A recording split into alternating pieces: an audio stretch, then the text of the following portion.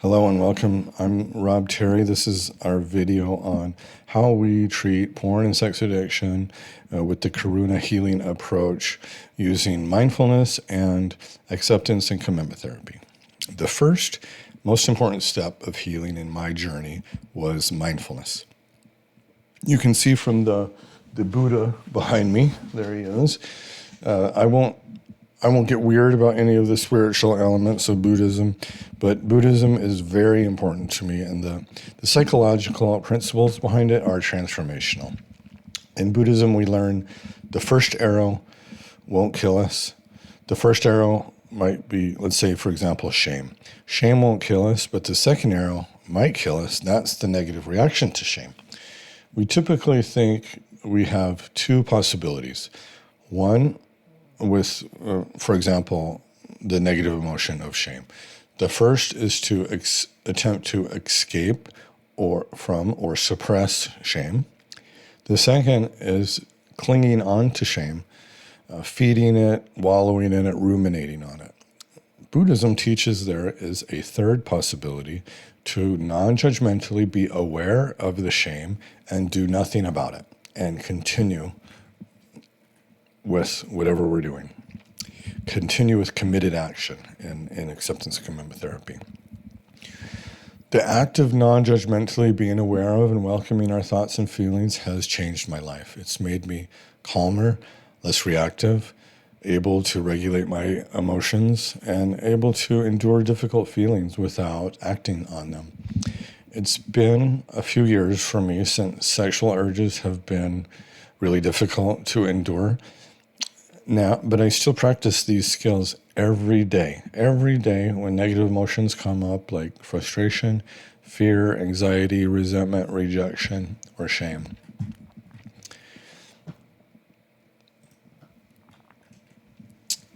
Starting in the 70s and 80s, mental health experts in the West, such as John Kabat-Zinn, Zindel Stegel, and others, they would go to India or Vietnam and go to a mindfulness retreat, and it would be very powerful and life-changing, and they would see how these principles of Eastern religion, Buddhism, and mindfulness and so on could be very important in if it was mixed with Western therapy concepts like CBT, cognitive behavioral therapy.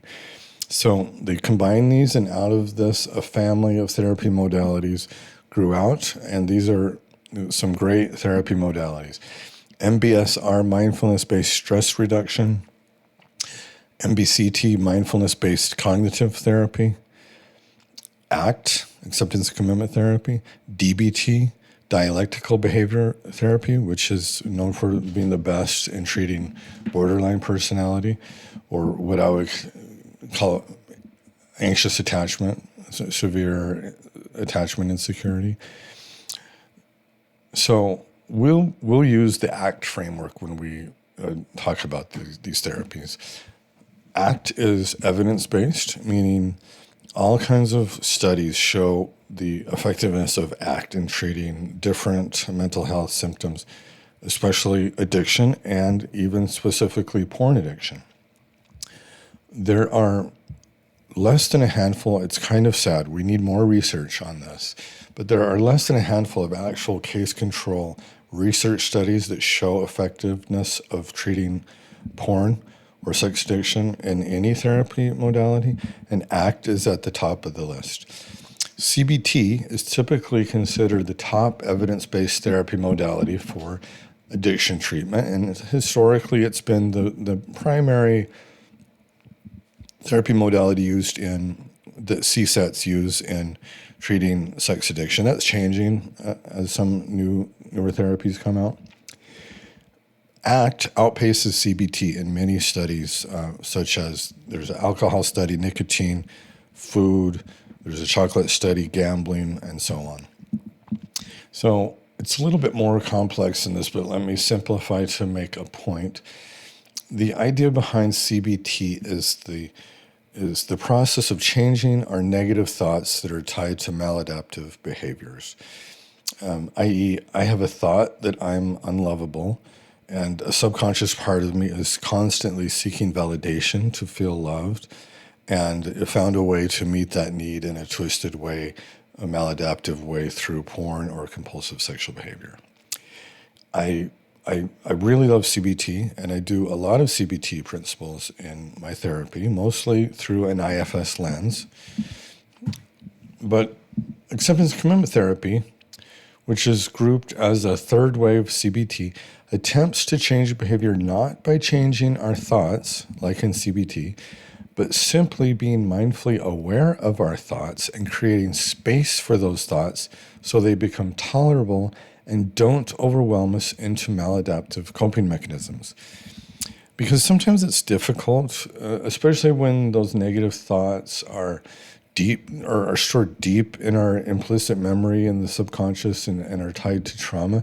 Sometimes it's difficult to change those thoughts significantly. And so just being mindfully aware of them sometimes is more successful, especially in the short term. So right now, while I'm making this video, I am aware I'm mindfully aware that I'm having some anxiety, right? I've got some anxiety that I'm not the best at presenting these videos. It's really important to me, but I have some anxiety that I'm not the best, that people might not like me, or that my voice is boring or low energy. Imagine that I've been accused of being low energy. So I'm mindfully aware of this,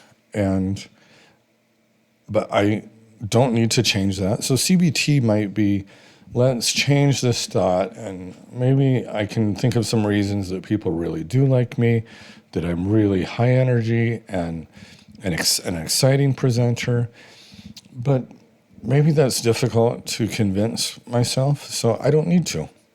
I can just be mindfully aware that I'm having this anxiety and that I'm having this fear, and then just stay with my committed action. I'm just making space for that thought, that idea, welcoming, making space, and proceeding with committed action.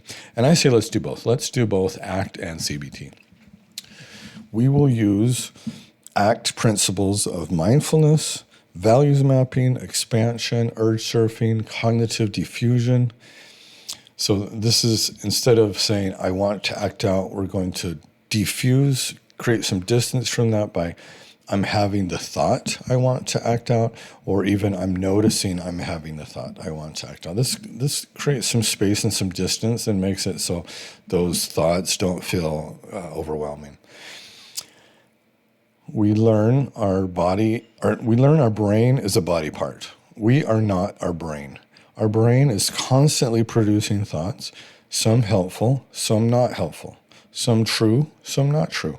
We learn to notice our thoughts while not attaching to them and understanding how to use our values to determine whether to act on the thoughts or not.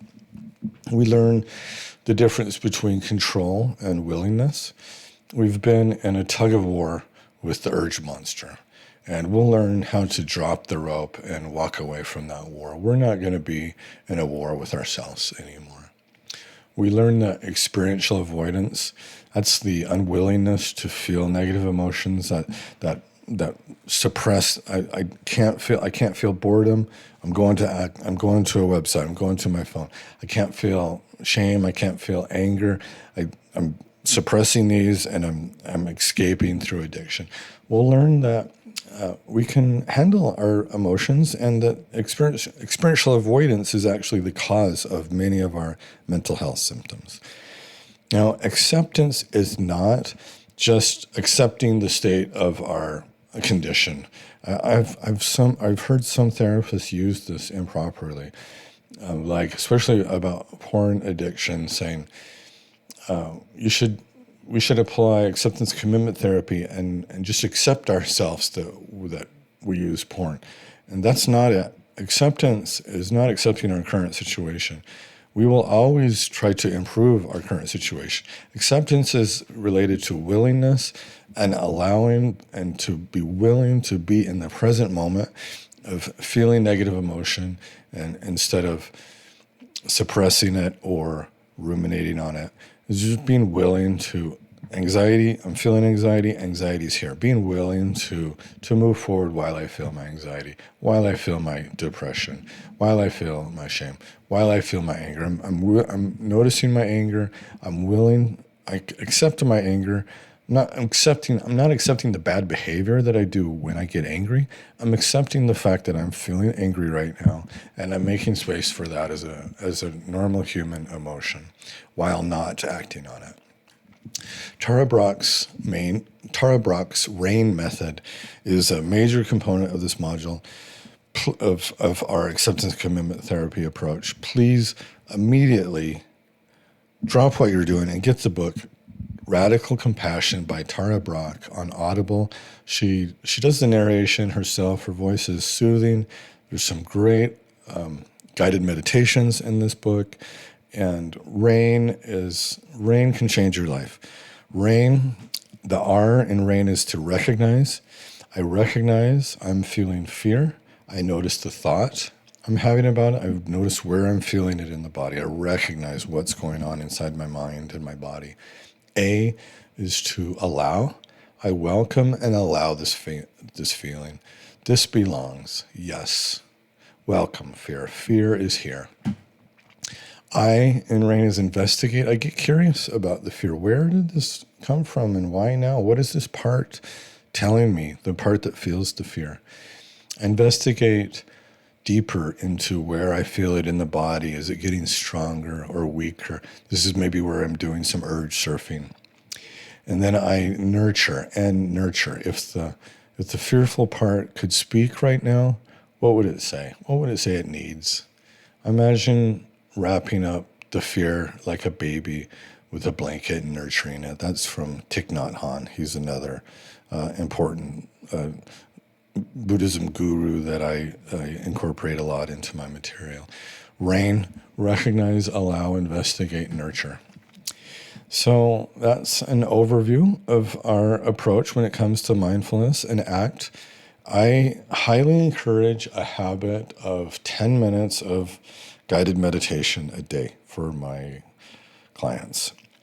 I originally got licensed took some training and got licensed as a meditation teacher in the Insight Vipassana meditation. That is where we track our breath and we note our thoughts. And when we find ourselves distracted, we're just mindful of our experience. I'm breathing in, I know I'm breathing in, breathing out, I know I'm breathing out. I'm recognizing the sounds in the room. I'm recognizing the feelings in my body, any tightness. I'm just being mindful of all of my senses and tracking my breath. And then when I find myself getting lost in a thought or distracted, I bring my attention back to the breath. I'm ADHD, and ADHD. If a lot of clients that seek treatment for sex addiction are ADHD, and emotion regulation is a big issue. So the more that emotion regulation is an issue for you, or if you're ADHD, the more important I think mindfulness is going to be. However, my ADHD clients complain that they can't do meditation. They're just not cut out for it. So that's not true. When I compare meditation to like a bench press, and if you've ever gotten into weight training, if you go hard if you haven't done a lot of weight training in your life and then you get into it and you go hard for 2-3 months, you get those newbie gains. You look in the mirror and you're like, wow, I see some muscle where I didn't see muscle before. And with this, I say the act of noticing that we're distracted and coming back to the breath, that is like a bench press. And in a 10-minute guided meditation, we might need to do that a lot. We might find ourselves getting distracted a lot. We might go 2 minutes lost in thought, ruminating, and then we notice, and then we come back to the breath. That's perfect. That's meditation. And you go really hard with meditation for a couple months, you'll get those newbie brains. It builds new neural pathways, and you're going to feel better, and it's going to help you a lot in your addiction recovery. So in my individual therapy sessions, ACT is a very important component, which I blend in kind of with other therapy modalities like IFS. And that's my approach for mindfulness and ACT in porn and sex addiction recovery. Thank you for watching to the end.